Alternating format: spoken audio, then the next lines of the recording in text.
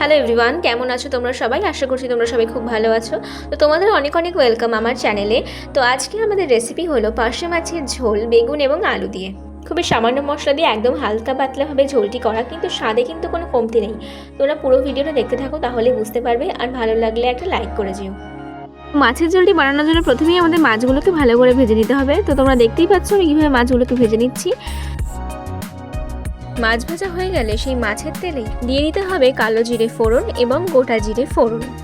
সামান্য নাড়াচাড়া করে নিয়ে দিয়ে দিতে হবে বেশ কিছুটা পেঁয়াজ কোচানো। আমি একটি মাঝারি সাইজের পেঁয়াজকে ভালো করে কুচিয়ে রেখেছিলাম, তাই আমি এখন দিয়ে দিলাম কড়াইতে। যারা যারা আমার ভিডিওটি এখনো পর্যন্ত দেখছো তাদেরকে অনেক অনেক ধন্যবাদ। আর যারা যারা চলে যাচ্ছ তারা প্লিজ চলে যেও না, তাদের সবার কাছে আমার অনুরোধ রইল, প্লিজ ভিডিওটাকে শেষ পর্যন্ত দেখে যাও।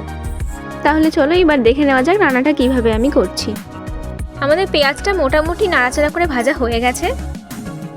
এইবার আমাদের দিয়ে দিতে হবে লম্বা লম্বা করে কেটে রাখা আলুগুলোকে। আমি 2 থেকে 3টে বড় বড় আলুকে কেটে নিয়েছি। এবার আলুগুলোকেও আমাদের পেঁয়াজের সঙ্গে ভালো করে নেড়েচেড়ে ভেজে নিতে হবে বেশ খানিকক্ষণ ধরে, মানে মোটামুটি 2 থেকে 3 মিনিট ভাজলেই হবে। তারপরে আমি দিয়ে দিয়েছি 5 থেকে 6টা চেরা কাঁচা লঙ্কা। তো তোমরা তোমাদের ঝালের স্বাদ অনুযায়ী কাঁচা লঙ্কাটা দিয়ে দেবে। তারপরে দিতে হবে ধুয়ে রাখা বেগুনগুলো। তারপরে বেগুনগুলো দিয়ে দেওয়ার পরে মোটামুটি 2 থেকে 3 মিনিট ভালো করে নাড়াচাড়া করে নিতে হবে আলু পেঁয়াজ সব কিছুর সঙ্গে।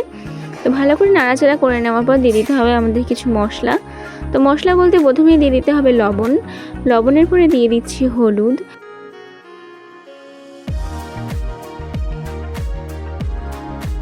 লবণের হলুদটাকে ভালো করে বেগুনের আলুর সঙ্গে মিশিয়ে নিতে হবে বেশ খানিকক্ষণ ধরে, মোটামুটি 3 থেকে 4 মিনিট মতো ভালো করে নাড়াচাড়া করে নিতে হবে।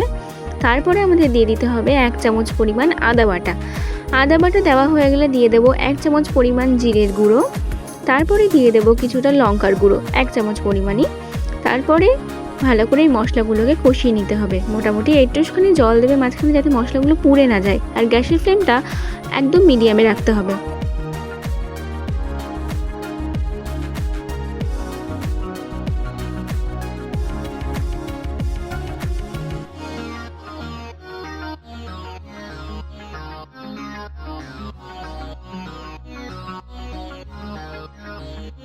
তো মশলাগুলোকে মোটামুটি 4 থেকে 5 মিনিট ভালো করে বেগুন এবং আলুর সঙ্গে কষিয়ে নেওয়া হয়ে গেলে তারপরে দিয়ে দিতে হবে পরিমাণ মতো জল।